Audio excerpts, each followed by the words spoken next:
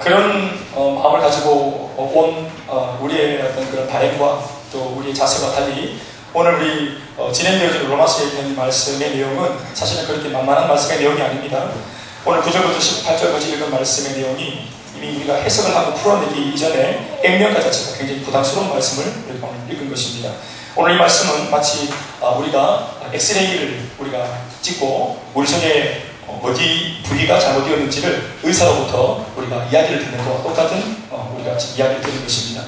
하나님의 말씀이 또 그 영적인 하나님 아버지의 분이 우리 인생을 두루두루 투시하셔서 우리가 감추고 있던 또 우리가 인정하지 않으려고 숨겨놨던 아무튼 하나님의 눈동자 앞에서 이 모든 것들이 다 투영되어져서 하나도 빠짐이 없이 다 오늘 그렇게 체크받고 또 진단받고 그리고 무엇보다 처방전을 우리가 받는 그런 밤이 되어야 할 줄 믿습니다. 액면가로는 참 그렇게 부담스러운 말씀이 아닐 수 없지만 그래도 이것이 우리를 죽이려고 주시는 말씀이 아니라 살리려고 주시는 말씀이라고 우리가 한번 받아주시기 바랍니다.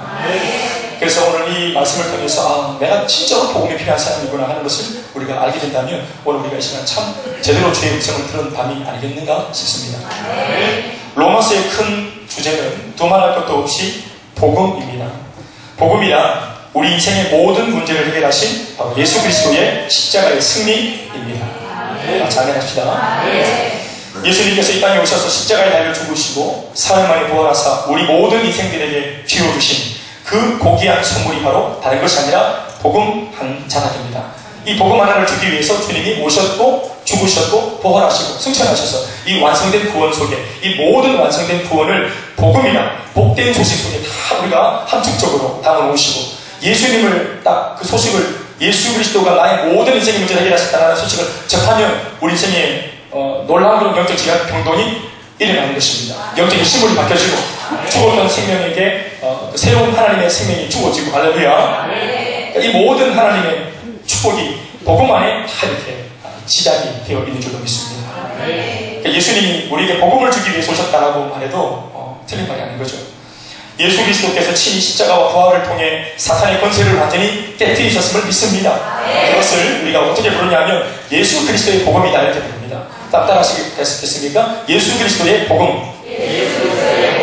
자, 그리고 그런 위대한 일을 이룰 수 있도록 당신의 한 분뿐인 독생자 예수 그리스도를 이 땅에 보내주신 하나님 아버지의 그 모든 구원의 행위를 뭐라고 말하냐면 하나님의 복음이라고 그렇게 부릅니다. 따라하시죠. 하나님의 복음. 제가 지금 여러분들에게 두 가지 이야기를 했습니다. 하나는 예수 그리스도의 복음, 또 하나는 하나님의 복음 이렇게 말을 했습니다. 이것은 앞에 있는 김대현 목사가 지금 얘기하는 것이 아니라 로마서 안에 들어있는 예수님이 우리 가운데 선물로 지어주신 이 복음을, 이 고상한 가치의 복음을 오늘 특별히 로마서 안에서만큼은 바울이 그냥 복음이라 안 부르고 하나님의 복음 혹은 예수 그리스도의 복음이라고 그렇게 구별지어서 그렇게 명명하고 있는데 그것을 우리가 서론에서 좀 살펴보려고 하는 것입니다. 로마서 1장 9절 말씀 보시면 내가 그의 아들의 복음 안에서 라고 말하고 있는 부분이 있습니다. 앞서 우리 말씀하신 거 알겠죠?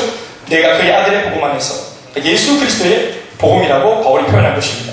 그런가 하면 로마서 1장 1절 말씀에는 예수 그리스도의 종 바울은 사도로 부르심을 받아 하나님의 복음을 위하여 이렇게 말하고 있죠. 하나님의 복음이라고 말하고 있습니다. 그러나 그렇다고 해서 사도 바울이 복음이 마치 한 가지가 아니라 뭐 두 개 이상, 두서너 가지가 되는 그렇게 어떤 것처럼 그렇게 말하고 있다라고 오해해서는 안 되는 겁니다. 복음은 하나입니다, 여러분.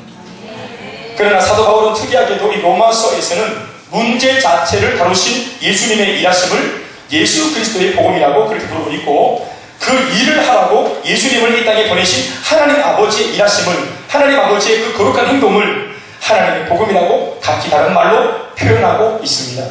중요한 점은 하나님 아버지의 그 하나님의 복음이든 또 예수님이 이 땅에 죽으시고 부활하셔서 완성해 놓으신 그 예수 그리스도의 복음이든 오늘 하나님 아버지와 그 아들 예수 그리스도께서 오늘 저와 여러분들을 살리기 위해서 온 세상을 또 구원하시기 위해서 우리들에게 이 고귀한 복음을 주고 계신다는 사실입니다. 그런데 진짜 중요한 대목은요, 하나님의 복음 또 예수 그리스도의 복음이라고 하는 이 부분을 뛰어넘어서 로마서 2장 16절에 적고 있는 바로 나의 복음이라고 하는 바로 이 부분입니다. 따라합시다. 곧 나의 복음에 이른 바와 같이. 사도 바울이 말하는 거 들어보세요. 하나님의 복음 또 예수 그리스도의 복음 그리고 이제는 하나님의 복음이 나의 복음이 되고 예수 그리스도의 복음이 나의 복음, 이 복음이 내 것이라고 말하는 거죠. 나의 복음이다. 사랑하는 여러분, 복음이 우리들도 마찬가지로 사도 바울처럼 이 복음은 나의 복음이라고 말할 수 있기를 바랍니다. 우리도 사도 바울처럼 복음을 이끌어서 나의 복음이다라고 말할 수 있는 그런 영적인 경지까지 갈 수 있어야 합니다. 복음을 우리가 지식적으로 아는 것이 아니라 내가 눈으로 보고 듣고 손으로 만지고 체험하고 이 복음을 전달해보고 내가 전한 복음을 통해서 사람들의 영혼이 회복되어지고 모든 교회가 떠나가는 것들을 체험할 때에 이 복음이 내 것이 되는 것입니다. 앞서 말씀을 드렸다시피 하나님 복음은 예수 그리스도이십니다. 그렇다면 하나님의 복음이 지향하는 바는 무엇일까요? 하나님께서 예수 그리스도를 통해서 무엇을 지향하는 겁니까? 바로 우리들을 살리는 것입니다. 또 한 가지 예수 그리스도의 복음은 구원과 생명입니다. 그렇다면 예수 그리스도의 복음이 지향하는 바 또한 무엇일까요? 바로 우리들을 구원하고 살리는 것입니다. 하나님의 복음이 지향하는 바도 우리들이고 예수 그리스도의 복음이 지향하는 바도 우리들입니다. 그러니까 결국은 하나님의 복음이 우리의 복음이 되어야 하고 예수님의 복음은 우리의 복음이 되어야 합니다. 하나님의 복음에 대해서 아는 것, 예수님의 복음에 대해서 아는 것이 아니라 그 복음이 나의 복음이 되어야 합니다. 그러니 하나님의 복음은 또 예수 그리스도의 복음은 내 속에 체득되어져서 진짜 내가 그 무슨 말인지 안다 하는 그런 체감되어진 복음이 꼭 되어야 합니다. 여러분 언제 우리가 이 복음을 체험할 수 있습니까? 하나님의 복음, 여러분 지금 제가 말씀드린 하나님의 복음이란 말 바울이 말하고 있는 이 부분을 이해를 하고 계시고 따라오고 계십니까? 하나님의 복음이 뭐라고 하셨어요? 예수 그리스도. 하나님께서 우리를 구원하기 위해 아들 예수님을 보내셨죠? 그러니까 이 거룩한 구원의 행동 자체가 뭐라고요? 이 하나님의 복음이에요. 그리고 하나님께서 보내신 그 예수님이 우리를 위해서 사역하시고 초급 복음을 전하시고 죽으시고 부활하시고 그래서 이렇게 우리를 위해 구원을 완성해 놓으셨는데 이 예수님이 완성하신 이 구원을 뭐라고 부른단 말이에요? 예수님의 복음. 그러니까 그냥 복음이라고 불러도 되는데 바울은 특별히 로마서에서 이렇게 구별해서 불렀단 말입니다. 그럼 어떤 것이 더 큰 범주입니까? 어떤 것이 더 큰 스케일의 범주입니까? 하나님의 복음이죠. 아멘, 아멘. 왜 물어보냐면 이해하고 있는 거 알아보려고. 이 밤에 뭐 그냥 수줍는 거 하면 안 되잖아요. 그런데 하나님이 보내신 그 예수님, 그러니까 하나님의 복음은 하나님이 아들을 보내셨구나, 세상을 이처럼 사랑하사 독생자를 주셨구나 라고 머리가 아는 것이 아니라 그 하나님 아버지가 보내신 예수님을 내가 주님이 하나님이 예수님을 나한테 보냈기 때문에 나는 어떻게 해야 돼요? 예수님을 하나님이 나를 위해서 예수를 보내셨으면 나는 왜 해야 되노? 나는 그 예수님을 만나야 안 됩니까? 이게 하나님의 복음이 나의 복음이 된다 하는 것입니다. 여러분 물어봅시다. 우리는 하나님이 보내신 예수님 그 독생자가 우리 속에 지금 다 주인으로 영접되어 계십니까? 그러면 이 하나님의 복음은 누구의 복음입니까? 나의 복음인 것입니다. 또 예수님이 죽으시고 부활하셔서 이루어놓으신 그 예수님의 복음은 뭡니까? 나의 복음. 맞아. 내가 예수 그리스도의 죽으심과 부활하심을 믿는다면 그것을 실제로 믿고 내가 그 주님의 살아계심을 내가 진짜로 인정하고 내 속에 주인으로 고백한다면 예수 그리스도의 복음은 누구의 복음입니까? 나의 복음인 것입니다. 할렐루야. 그런데 이것을 믿는 것뿐만 아니라 진짜 나의 복음이라고 우리가 외칠 수 있는 진정한 근거는 이 하나님의 복음, 예수님의 복음이 나의 복음이 되었기 때문에 우리가 두려울 것이 없다 하는 마음으로 세상과 우리가 대등하게 우리가 결국 이겨내고 시험과 혼란을 당할 때 쫄지 말고 내 속에 있는 복음을 드러내어서 이걸 써먹고 예수 그리스도의 이름으로 모든 영적인 괴계를 우리가 소통하고 물리치고 내 마음속에 낙심, 좌절, 근심이 떨쳐져 나가는 것을 경험할 때 복음으로 승리할 때 승리를 경험할 때 진짜로 체득된 나의 복음이 되는 것입니다. 아멘. 아멘. 아멘. 오늘 소개 다 했습니다. 사랑하는 여러분, 복음이 이론이나 지식이 아니라 오늘 이 자리에 앉아있는 저와 여러분 우리 자신의 체감된 복음, 이것이 필요합니다. 복음이 나의 복음이 된다는 것은 무엇을 말하는 겁니까? 하나님이 나의 하나님이 되시고 예수님이 나의 예수님이 되신다는 것을 내가 진짜로 체험하는 것입니다. 그래서 실제로 내 삶의 모든 구습을 타파하고 그 복음이 예수님의 복음, 하나님의 복음, 이것이 나의 복음이 되어져서 내 삶에 부딪혀 올 때 이게 거대한 파도가 되어서 나의 몸뚱아리 전체를 막 확 잡아 휘감쌀 때 내 속에 있는 모든 부패와 썩은 것들이 다 쓰러져 나가는 것을 경험하는 걸 말하는 것이겠죠. 이게 이제 나의 복음이 되어지는 과정 속에서 우리가 경험하는 것입니다. 그러니까 우리 속에 있는 옛날 욕지돌이 했던 것들, 또 좋지 못한 말을 했던 것들, 또 내가 사기쳤던 것들, 거짓말했던 것들, 잘못 살았던 것들, 내 속에 가득했던 좋지 못한 구습, 이 습관들이 다 빠져나가는 것입니다. 복음이 충만할 때 이 모든 썩은 것들은 다 빠져나가는 것이겠죠. 그리고 추하고 더러운 삶을 완전히 청산하여 새 사람이 된 사람들이 하는 말이 나는 진짜 복음을 안다 말하는 것입니다. 복음이 나의 복음이 되는 순간 예수 그리스도의 영원한 생명이 우리 속에 자리 잡고 우리는 영원한 존재 그리고 고귀한 가치의 존재로 거듭납니다. 우리의 인생을 종목던 사두 팔자 운명이 그 복음이 내 속에 장착되는 순간 완전히 떠나가는 역사가 체감되는 것입니다. 복음 하나가 나의 복음이 되는 순간에 우리 인생 전체에 획기적인 대혁명이 일어납니다. 이것을 우리가 가늠하든 가늠하지 못하든 우리가 지금 내가 예수를 믿는 순간 복음을 내가 막 인정하고 받아들이는 순간 지금 내 속에서 구조물이 빠져나가고 있구나 이걸 느끼지 못해도 우리가 육적으로 머리로 이성으로 논리로 확인하지 못해도 믿어야 할 것은 그 복음이 들어오는 순간 모든 부담의 세력들이 다 떨어져 나간다는 사실을 믿음으로 받으시기 바랍니다. 믿습니까? 이걸 믿어야 돼요. 믿음으로. 자, 실제적인 우리가 예를 들까요? 자, 화장실, 여러분들이 시계우리가 일상식 하는 거, 밤중에 일어나서 화장실 혼자 못 간다. 예수 믿는 집안에 예배 드리고 이렇게 기도하고 집에 가서, 자동차 혼자 못하고 주차장에서 막 혼자 막 못 내리고, 겨우서 못 가고 혼자, 막 귀신이 무섭고 잘 때만 가니까 막 가시기 많이 막 물리고, 성경처럼 머리만에 피놓고 막 차고, 실제로 말입니다. 또 내일 좀 더 우리가 좀 얘기해보면 내일 아침에 해가 떠오르는 것이 두렵고 내일 아침에 막 출근하는 것이 두렵고 내일 아침에 막 인생이 밝아지고 막 해가 떠오르고 또 다른 삶이 펼쳐지는 것이 두렵고 만약 이런 마음이 있다면 여러분 미안한 말이지만 진짜로 복음을 누리는 사람이 아닌 거예요. 그러니까 여러분 이 밤에 오늘 이 말씀을 들으면서 내 속에 있는 이 모든 걱정, 의심이 이미 떨어져 나갔다는 사실을 우리가 믿고 인정하고 이것을 믿음으로 선포하는 것입니다. 선포하는 것입니다. 신앙. 바로 이것을 위해서 하나님께서는 예수님을 우리들에게 보내주셨고 또 예수님은 이 땅에 오셔서 기꺼이 우리를 위해서 죽어주셨습니다. 그런데 문제는 무지한 인생들이 이 사실을 모른다는 사실입니다.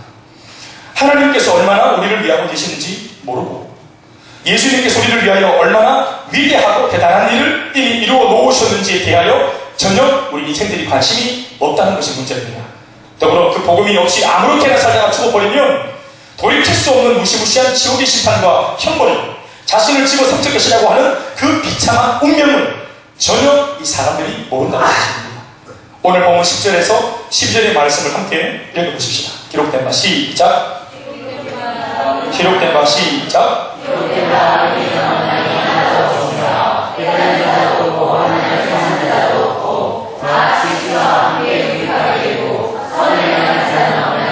하나도 없도다. 성경을 통해 하나님께서는 의인이 없다고 그렇게 단언하셨습니다. 기록된 바라는 말이 뭡니까? 과거에 이미 그렇게 얘기를 했단 말이죠. 그러니까 성경을 통해 이미 하나님께서는 이 땅에 의인이 없었고 없고 앞으로도 없을 것이다. 이 땅에 의인은 하나도 없다 라고 이미 단언을 하셨고 하고 계시고 앞으로도 하십니다. 너무너무 참 우리들에게 부담되는 말이고 참 갸우뚱거리게 만드는 그런 말씀이죠. 의인이 하나도 없다. 그 말은 쉽게 뒤집어 말하면 이 땅에 있는 모든 인생들이 다 죄인이다 이렇게 말하는 겁니다. 불의한 자. 성경에서 말씀하시는 의인이라고 하는 이 사람은 정의로운 행위를 가지고 있는 사람을 말하는 게 아니라 하나님을 신실하게 믿는 믿음의 사람을 말합니다. 그것도 누군가의 도움이 없이 스스로가 자각해서 스스로 하나님을 믿게 된 사람. 그런 사람이 있습니까? 스스로가 하나님을 믿어서 예수님을 구주로 영접하고 성령을 받아서 스스로 하나님을 인식해서 돌이키고 죄에서 돌이키고 그래서 변화받고 의인이 되는 사람, 이런 사람이 있습니까? 우리 중에 스스로가 내가 하나님을 막 만나가지고 성령을 통달하고 지통시키 받아가지고 수많은 교회 중에 내가 이렇게 가준다 하고 온 사람이 있습니까? 그분은 조용히 말할 때밖에 못하시고 2단 3단 인간은 결코 스스로의 힘으로나 스스로의 깨달음으로는 하나님을 알 수 없습니다. 스스로 믿음을 가지는 사람은 아무도 없다는 말을 오늘 성경은 의인은 없나니 하나도 없다라고 표현을 한 것입니다. 우리가 하나님을 알게 된 것은 하나님 편에서 이 땅에 예수님을 보내주셨기 때문입니다. 우리는 예수님의 말씀과 예수님의 삶, 그리고 예수님의 사역을 통해서 하나님을 비로소 인식할 수 있는 기회를 가지게 되었습니다. 요한복음 1장 18절 말씀에 이르시기를 본래 하나님을 본 사람이 없으되 아버지 품속에 있는 복생하신 하나님이 나타내셨느니라 하고 했습니다. 따라합시다. 본래 하나님을 본 사람이 없으되 시작. 아버지 품속에 있는 복생하신 하나님 누굽니까? 예수 그리스도죠.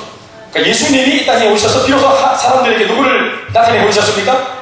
하나님 아버지. 하나님이 얼마나 사랑이 많으시고 예수님을 딱 보면 아버지가 보이는 겁니다. 그러니까 요한복음 14장 그 6절의 말씀에 그 제자 중에 빌립이 예수님에게 뭐라 말합니까? 아버지를 보여주세요 이렇게 말하죠. 예수님이 자꾸만 아버지를 언급하니까 우리도 하나님 아버지를 보여주이소 하니까 예수님이 뭐라 합니까? 나를 본 자는 이미 아버지를 보았느니라. 내가 아버지 속에 있고 아버지가 내 속에 계십니다.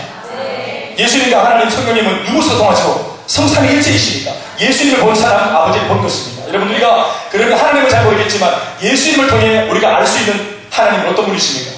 사랑이 많으시고 인내하시고 가난한 자들의 친구가 되어주시고 죄인들과 세리와 창녀들의 또 동료가 되어주시는 그런 위로자 또 도움이 우리의 친구 좋으신 분 선하신 분 믿습니까?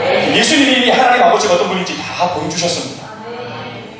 그리고 거룩하지 못한 성전에서 예배를 껍데기로 드리고 하는 그런 사람들, 장사하는 사람들 앞에서는 상을 뒤집어 엎는 모습을 통해서 하나님이 예배를 얼마나 귀히 보시는지도 우리들에게 예수를 통해서 보여주셨습니다. 아버지를, 예수님을 본 자는 아버지를 본 것입니다.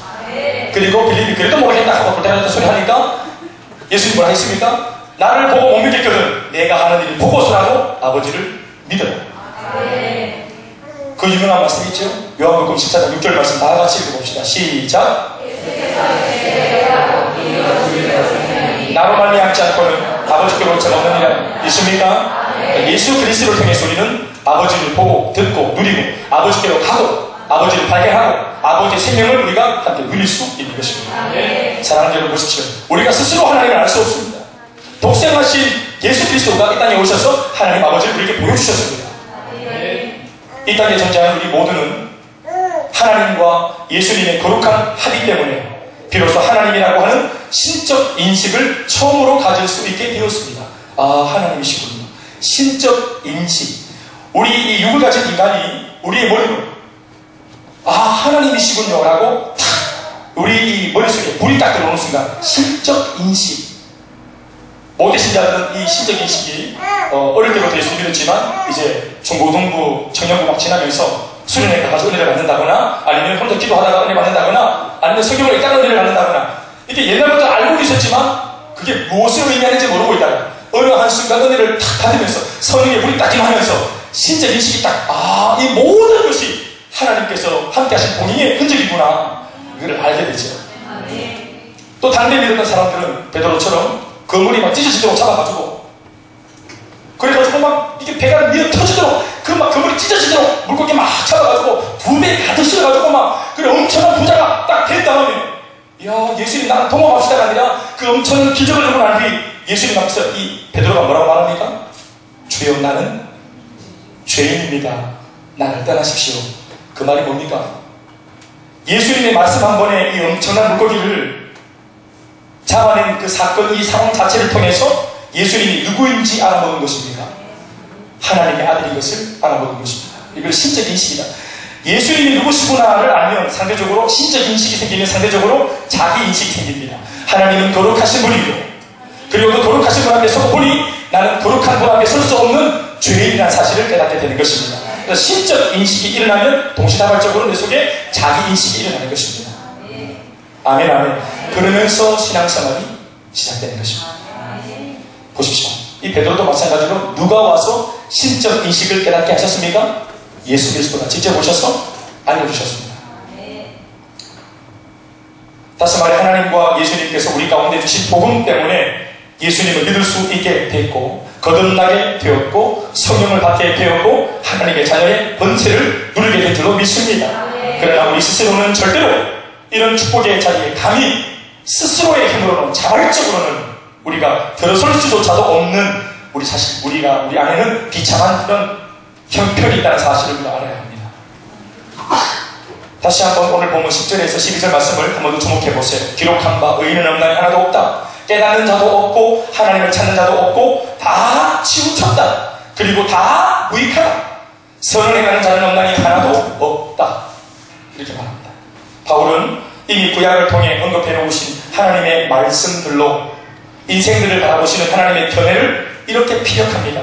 기록된 바라고 하는 말씀이 그것을 알려주죠. 그러니까 바울이 오늘 이 많은 사람들에게 여러분들도 복음이 필요합니다. 여러분 다 기억하십니까? 우리가 한 주 정도 쉬었더니 좀 기억이 어떤지 모르겠습니다만은 로마서 말씀을 좀 읽어보지 않아요 지금? 그러니까 이 로마서의 주제는 복음인데 이 복음을 바울이 로마 성도들한테 보내면서 지금 뭘 강조하는 겁니까? 로마에서 오랫동안 예수를 믿고 알고 있는 너희들도 오늘 새롭게 이 복음이 필요하다. 너희들만이 아니라 사실은 유대인들도 복음이 필요하고 헬라인도 복음이 필요하고 그리고 나는 아니다 라고 이렇게 뒤집히고 있는 그런 명목상의 그리스도인들 모두가 다 오늘 새로운 복음이 다 필요하다. 내가 오늘도 복음으로 충만한 삶을 살고 있지 못하다면 그 사람은 또 복음이 필요한 사람이다. 그것을 바울이 계속해서 말하고 있으면서 이제 점차적으로 이 지경을 넓히고 있습니다. 불신자들도 필요하고 사실은 예수를 믿는 사람들 중에도 복음이 필요하고 이 땅에 있는 모든 사람들은 다 의인이 없기 때문에 다 복음이 필요하다고 이제 이것을 확대 해석하면서 사람들에게 적용하고 있습니다. 사실은 오늘 목회자가 앉아있는 여러분들이나 우리들 2000년 후에 이 말씀을 대하는 우리들에게도 동일한 이 말씀이 살아서 우리에게 자극을 줍니다. 우리들도 복음이 필요하기 때문이죠. 그래서 기록된 바 하나님이 이미 구약에서 의인은 아무도 없느니라 했는데 이 말씀을 바울이 인용해서 이미 하나님께서 과거에 인생들을 그렇게 평가해 놓으셨는데 이 말은 사실이라 하면서 조목조목 바울이 지금 로마에 있는 성도들에게 편지로 그들의 마음을 건드리고 있는 것입니다. 그 내용을 한 몇 가지로 우리가 얘기할 수 있는데 첫 번째는 영적으로 무지하고 어리석은 인생들은 첫 번째 어떤 모습이 있는가? 깨닫지 못하는 인생들이라고 말합니다. 무엇을 깨닫지 못하는 겁니까? 오늘 11절 말씀 보시면 죄입니다. 내 속에 만연한 죄, 또 그 죄로 인해서 내가 죄인이라는 사실. 여기서 말하는 죄는 영어 성경에 표현하면 작은 이 소문자 S-I-N-S sins 이렇게 표현하면 이것을 우리가 이제 살아생전 짓는 이제 자범죄, 물고 뜯고 꼬집고 미워하고 시기하고 질투하는 이런 죄들, 이걸 이제 자범죄. 그런데 이것은 우리 안에 늘 있는 죄고 이 죄 때문에 죄인이 되는 게 아니라 오늘 바울이 말하는 죄라고 하는 것은 궁극적인 죄를 말하는데 그것은 뭐냐면 큰 대문자로 쓰는 S-I-N입니다. sin. 이것은 바로 궁극의 죄, 원초적인 죄. 바로 우리가 삶으로 짓는 죄가 아니라 하나님을 외면하는 죄. 바로 아담의 원죄를 말하는 것입니다. 우리는 죄인으로 태어나기 때문에 우리가 하는 모든 생각과 사고와 판단과 우리 행동 모든 것이 다 죄가 되는 것입니다. 죄를 지어서 죄인이 되는 것이 아니라 죄인이기 때문에 죄를 짓는 것입니다. 그래서 영적으로 무지하고 어리석은 인생들은 이 죄를 깨닫지 못합니다. 그리고 자기가 죄인으로 태어났다는 사실도 알지 못합니다. 여러분, 우리가 죄인이기 때문에 삶이 그렇게 빈궁하고 어렵고 문제가 많은 겁니다. 우리가 죄인으로 태어나 존재하고 있기 때문에 여기신 거룩하신 아버지 하나님의 축복을 받기에 우리가 불합리합니다. 우리는 끊임없이 행복을 추구하고 애를 쓰고 살지만 애를 아무리 써도 원초적인 축복이 우리 인생에 그렇게 부어지지 않습니다. 인생이 마음대로 되지 않습니다. 이 모든 원인이 나의 어떤 그런 처세술이 부족함이 아니고 나의 기술이 부족함이 아니라 나의 원초적인 이 신분에 문제가 있습니다. 내가 죄인이라고 하는 신분을 뒤집어 쓰고 있기 때문에 하나님의 축복이 내게 올 수가 없는 것입니다. 오늘 성경이 말합니다. 사람들은 깨닫지 못한다고. 죄를 깨닫지 못합니다. 내가 죄인이라는 사실을 알지 못합니다. 지금 현재 나 자신 안에 있는 수많은 생각들과 계획들, 인생의 계획들 말입니다. 언제까지 공부하고 언제부터 언제까지 또 내가 취업을 하고 장가를 가고 시집을 가고 애를 놓고 집을 사고 또 집에서 내가 또 넓히고 또 이래가지고 뭐 어떻게 또 장가 보내고 애를 보내고 이런 수많은 나의 인생의 계획들. 여러분, 사람으로 태어나서 자연스럽게 사는 삶이죠. 계획적으로 산다면 더 좋겠지.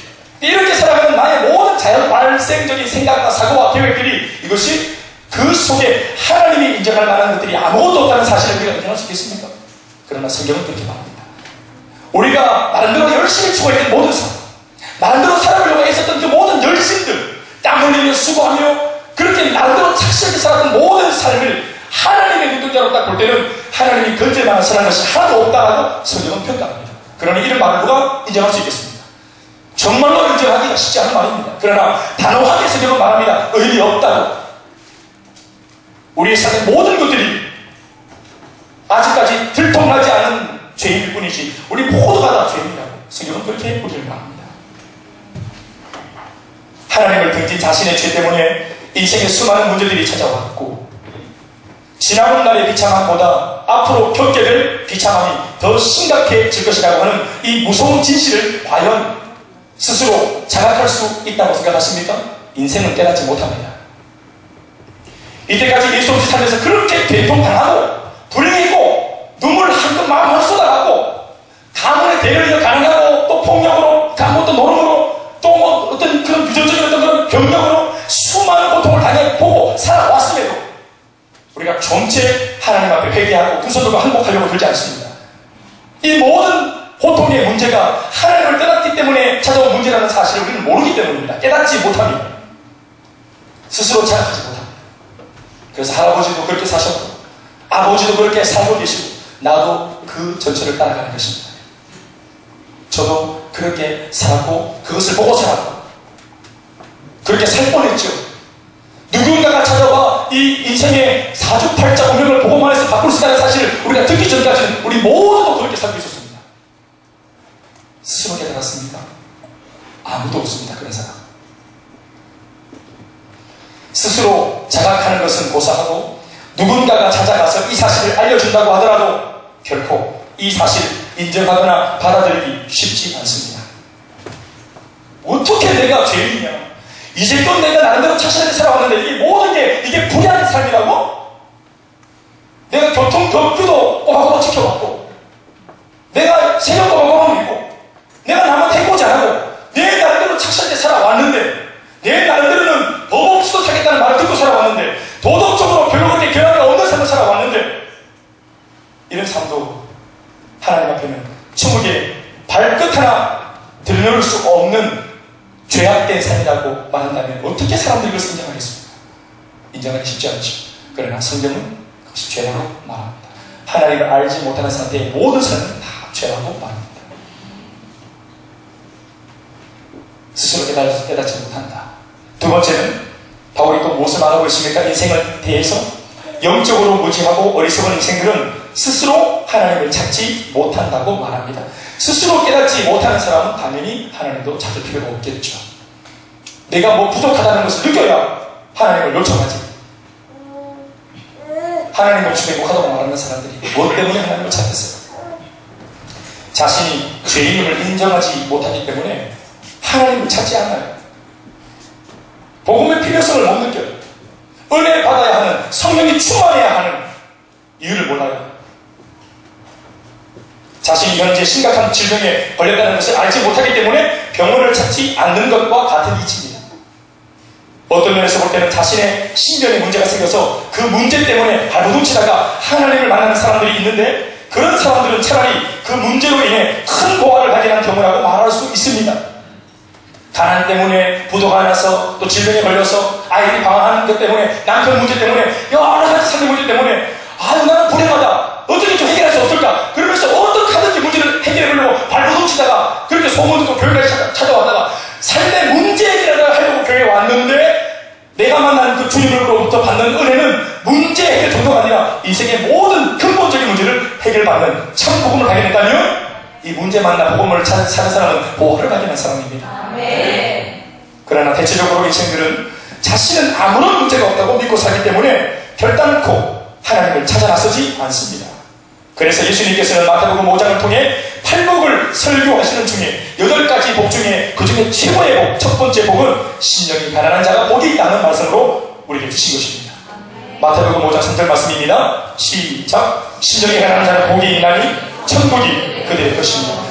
내 인생의 문제를 만나고 질병이든 반란이든 풍파를 만나가지고 그것 때문에 괴로워하다가 마음이 몹시 가난해져 있다가 누군가가 전하는 쪽지복음을 듣고 마음이 불타는 바람에 의심할 겨를도 없이 비록 반신 많이 했지만 혹시 모른다 하는 마음으로 지푸라기라도 잡으려고 쫓아갔다가 교회당에 거기서 들려오는 말씀과 설교와 또 교제를 통해 주의 살아계심을 만났다면 이 사람은 복이 있는 사람입니다.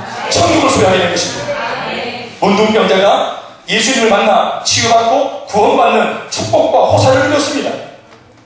돈 많은 사람, 건강한 사람 아닙니다, 여러분. 바리새인 사두개인이 아닙니다, 여러분. 율법 박사가 아닙니다. 종교 지도자가 아니었습니다, 여러분. 당대에 떵떵거리고 로마 지도자가 아니었습니다. 저 문둥이촌에 살고 있던 이미 외면되어지고 버려졌던 그 문둥병자가 예수를 만나 인생을 바꾸고 역전했습니다. 그 당대 가장 축복된 사람이라고 믿으십니까, 여러분? 네. 어떻게 해서 그 문둥병자가 축복의 주인공이 되는 이런 어떤 해프닝이 일어났습니까? 문둥병이라고 하는 치명적인 질병 때문 아닙니까? 예수님 여기 정말 모든 사람들이 나는 저 문둥병자 같지 않아서 다행이다. 그리고 저 문둥병자는 정말 불행하네, 안 됐네. 한번밖에 없는 인생을 저렇게 질병으로 사네. 아주 불쌍하다. 나는 아니네. 하면서 사람들로부터 손가락을 받았던 그 문둥병자가 인생을 역전할 기회가 한 번도 없었는데 예수 그리스도를 딱 만나니까 인생이 딱 바뀌고 완전히 바뀌는 거죠. 저는 이것을 강조하고 싶습니다. 문둥병자는 여러분 그 문둥병이라고는 치명적인 질병 때문에 주님을 만날 수 있었습니다. 아니요. 그 사람들의 힘으로는 안 되는 질병 때문에 사람이 안 된다니까 하나님을 구했던 것입니다. 사람이 고쳐줬다면 사람에게 목을 맺겠죠? 그러니까 사람이 안 된다고 말하니까 이 부정적인 메시지를 들으면서 낙심하는 것이 아니라 사람이 안 된다고 하면 뚫려있는 하늘을 보는 것입니다. 사방이 막힐 때 주님을 보는 것이죠. 어떨 때는 하나님이 오히려 하늘을 보라고 일부러 사면을 막아야 되는 것입니다. 저는 책을 예전에 봤던 기억이 있는데 인상적인 걸 직접 보겠죠. 벼랑 끝에서 만난 하나님. 참 사실은 평지에서 좀 만났으면 좋겠는데 왜 주님은 항상 벼랑 끝에서 내가 너를 기다리고 있다고 자꾸 그걸 부르는지 모르겠어요. 그러나 이 치명적인 질병이 마음을 가난하게 만들었고 또 사람들이 하는 말들 사람들이 안 된다 못한다 할 수 없다 하도 그런 말을 하니까 포기해보자가 아니라 사람이 안 되면 하나입니다. 그것을 하나님의 음성으로 듣고 끊임없이 마음속에 소원 하나를 가지고 있었죠. 나는 낫고 싶다. 그 바람 때문에 주님이 왔을 때 소문만 딱 들었는데도 기회가 왔다고 달려갔던 그 문둥병자 그 바람에 육신의 질병도 회복되고 영적인 구원도 받은 적이 있습니다. 12년 동안이나 혈루병에 걸려서 가정과 이생을 다 잃어버린 그 가련한 여인을 기억하십니까? 그 여자가 혈루병 걸린 그 여자가 어떻게 예수님을 만나 인생 전체를 역전하는 축복의 주인공이 될 수 있었습니까? 모든 사람들이 외면한 이 혈루병이라고 하는 끔찍한 질병이 그녀에게 간절함과 절박함을 가지게 했던 것입니다. 똑같이 예수님 곁에서 예수님의 몸을 터치했지요? 모두가 예수님 곁에서 몸을 부비고 예수님 곁에서 터치를 했습니다. 그런데 호기심으로 따라가는 사람들의 호기심의 터치가 아니라 이 여자는 예수님의 옷자락이라도 만져서 나를 낳고 싶다라고 하는 그 간절한 마음, 믿음의 발로 거기에 있으면부터 파손되어진 이 간절함이 옷자락 똑같이 터치했는데 놀라운 변화가 일어났던 것입니다. 이거 믿으십니까? 똑같은 예배당에 와서 우리가 여러분 예배를 대할 때도 마찬가지입니다. 오늘 이 밤에 이곳에 이 성전 안에 예수를 때 옷자락이 충만하게 바랍니다. 그 옷자락을 잡고 우리 간절함을 묻어내고 그 옷자락에 내 상한 마음과 또 상처를 입은 내 육신을 부비고 그리스도의 은혜의 터치가 우리에게 충만한 밤이 되길 바랍니다.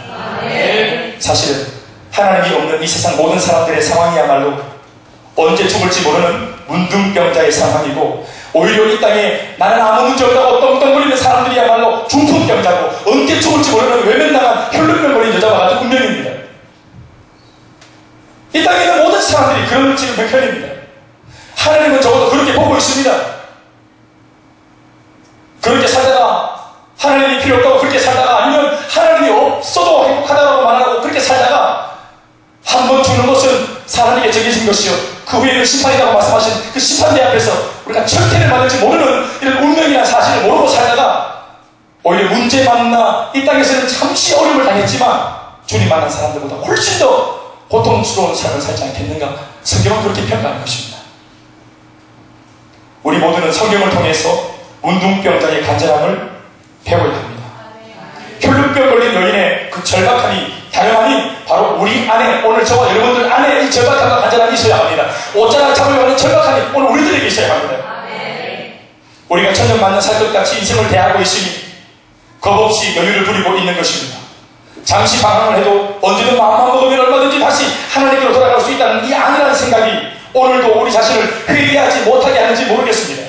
우리는 오늘 당장 하나님을 찾아가야 합니다. 스스로 깨닫지 못하고 하나님을 찾는 자도 없다는 말을 들으면서 우리가 이 말씀으로라도 깨닫고 하나님을 찾는 자가 되는 것이 오늘 이 밤의 지혜 아니겠습니까? 지혜입니다. 그것이 지혜입니다. 우리가 스스로 깨닫지 못하고 우리가 스스로 하나님을 찾으려 하지 않기 때문에 하나님께서 말씀으로 우리를 재촉하고 계시고 문제를 통해서 깨닫게 하고 계십니다. 절박함과 간절함, 바로 그것에 하나님의 보좌 앞에 나갈 수 있는 은혜가 그 속에 있습니다. 그리고 그 속에서 나 자신의 허물과 죄악을 있는 그대로 자복하고 토해내서 우리의 영적인 암덩어리를 오늘 밤에 다 도려낼 수 있기를 바랍니다.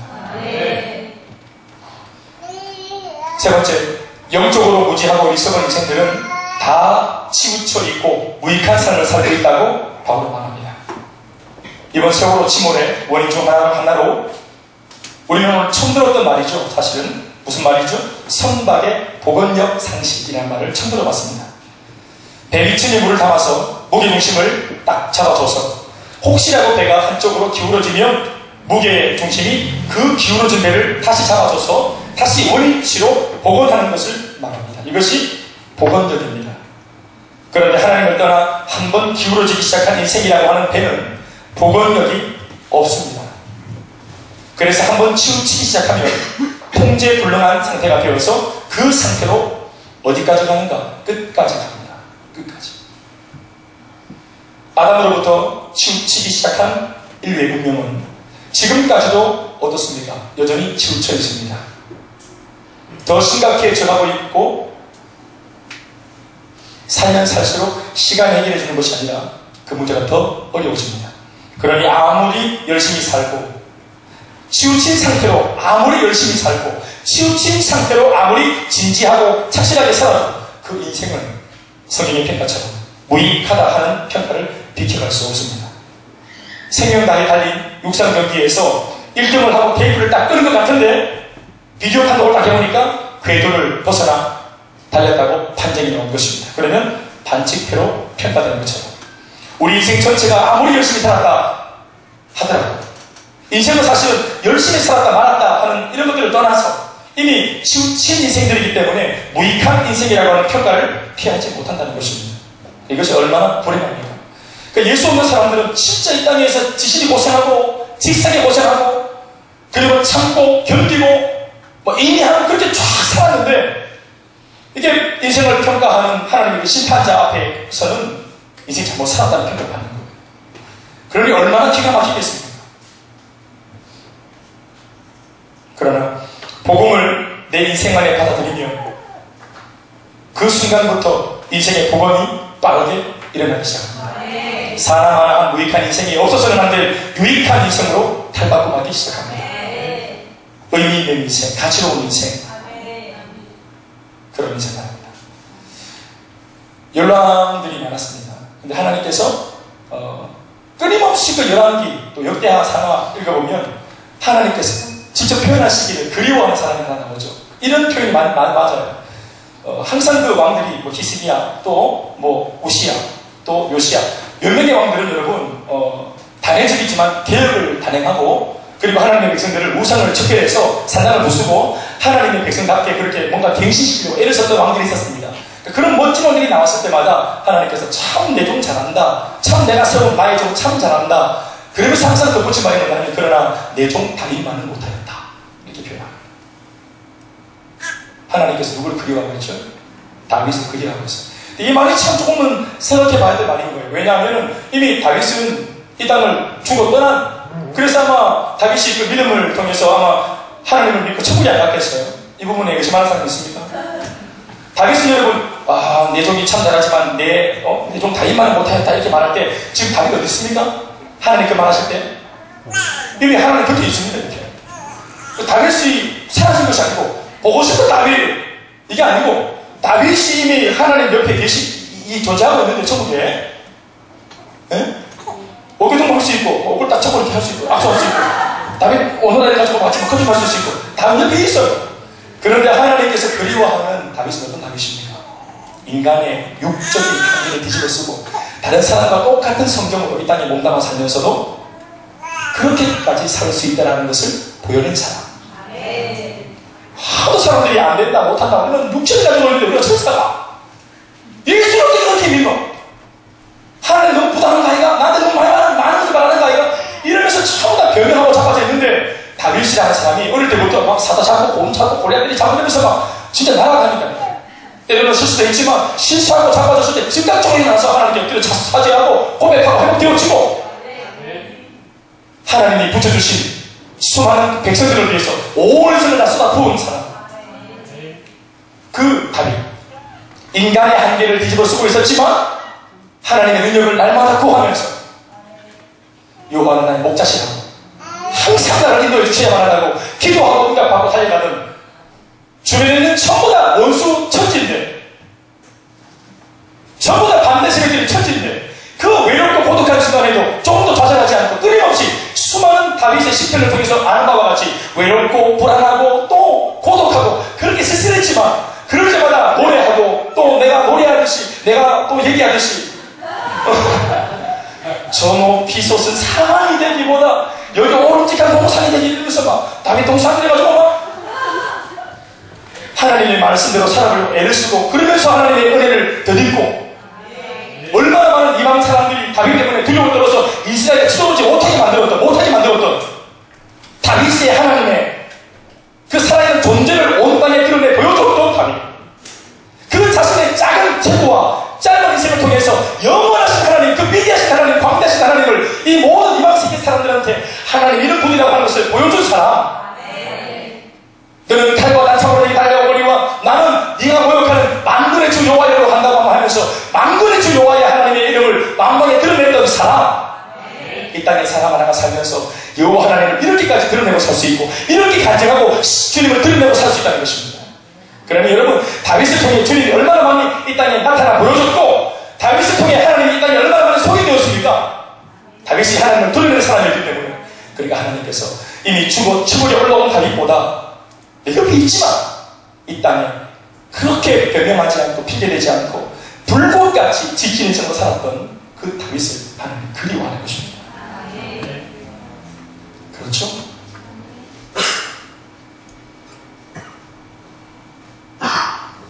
그 다음 말씀들은 별로 사실 읽고 싶지 않은 말씀들이죠. 아주 가차없는 냉정한 평가들이 주어지고 있습니다.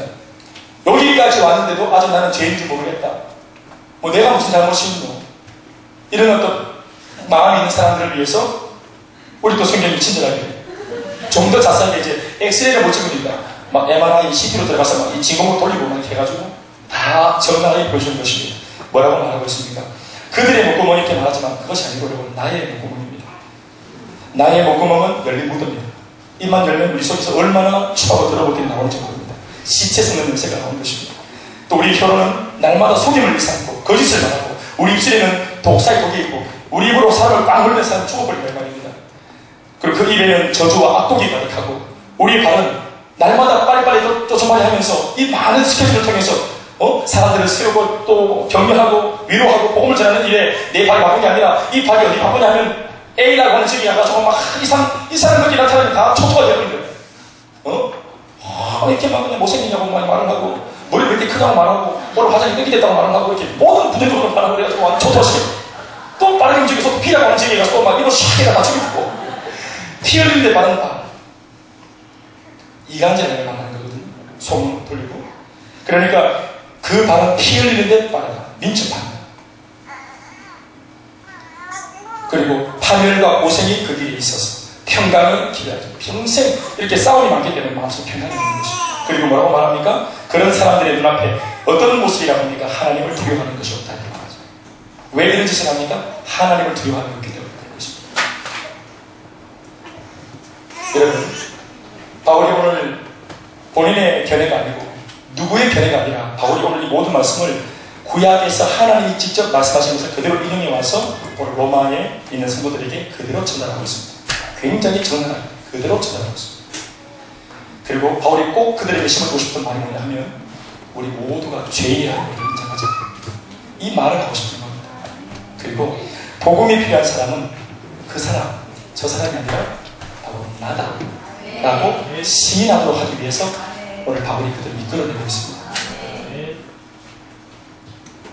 믿습니까? 말씀드렸습니다. 제가 오늘 소도에 말씀드렸지만 뭐 이런 말씀들은 참 사실 우리가 마음이 품어내기 부담스러운 말씀이죠. 그러나 아까도 말씀드렸지만 이런 하나님 아버지의 냉정한 평가들이 우리를 죽이려고 하는 것이 아니에요. 벼랑 끝에 몰고 가는 게 아니고요. 사실은 우리가 처음부터 벼랑 끝에 서 있었어요. 그런데 하나님께서 불을 전등을 딱 비춰가지고 네가 지금 어디에 서 있는지 너 현주소를 봐라 하고 하나님 몫으로 괜찮다 뭐 이렇게 하면서 이제 막 걸어가는 나의 삶에 그래도 괜찮겠나? 네가 결정한 그 방향으로 계속 지금 진도를 내고 더 막 열정을 내고 네 괜찮겠나? 자신 있나? 혹은 궤도를 조금 수정해야 되지 않겠나? 변화 안 필요하나? 오늘 밤에 우리 좀 기도해야 되겠나? 그러면서 우리의 마음을 지금 이렇게 터치하시는 겁니다. 사랑하는 여러분, 우리가 다 죄인입니다. 그런데 복음이 우리를 인물로 그래도 이만큼 빚어 오셨습니다. 죄인을 놓고 어떤 목사님이 그런 말씀 하시더라고요. 자신이 죄인인 줄 아는 죄인이 있고 그리고 이 자신이 죄인인 줄 아는 죄인은 용서받은 죄인. 자기가 죄인인 줄 알기 때문에 하나님께 회개했겠지. 물론 회개의 우리가 여전히 어떤 면에서는 그 하나님 앞에서 늘 우리가 부족함이 있습니다. 죄인이라고 말해야 돼요. 우리가 하나님 앞에 죄인이라고 말을 해도 하나님께서 그래 네가 죄인이다 라고 하지 않고 우리를 이렇게 세우시고 이신칭이 의롭다 라고 해주시는 거죠. 또 어떤 사람은 분명히 죄인인데 나는 아니다 라고 말하는 사람도 있습니다. 그러나 사실 오늘 여러분 우리는 이 밤에 이 말씀을 들으면서 마음속에 내가 나는 알지 못할지 몰라도 하나님 앞에서 내가 오늘 이 본문의 주인공이 얘다 라고 하는 부분들을 우리가 오늘 인식을 해야 됩니다. 그리고 예수를 믿어서 우리가 이만큼 인물이 됐지만 내가 내 입, 눈빛, 표정, 내 발, 내 스케줄, 나의 행동거지, 나의 사역, 나의 행동의 삶, 가정에서 직장에서 또 관계 안에서 내가 정말로 하나님이 그리워하는 다윗 같은 삶을 살아내고 있는 사람인가를 돌아보시고 그리고 하나님께서 있어서 참 좋겠다 싶은 그 자리로 우리가 다 돌아갈 수 있길 바랍니다. 다시 눈을 감으시고 우리 같이 기도합시다. 로마서의 큰 주제는 복음이라고 했습니다, 여러분.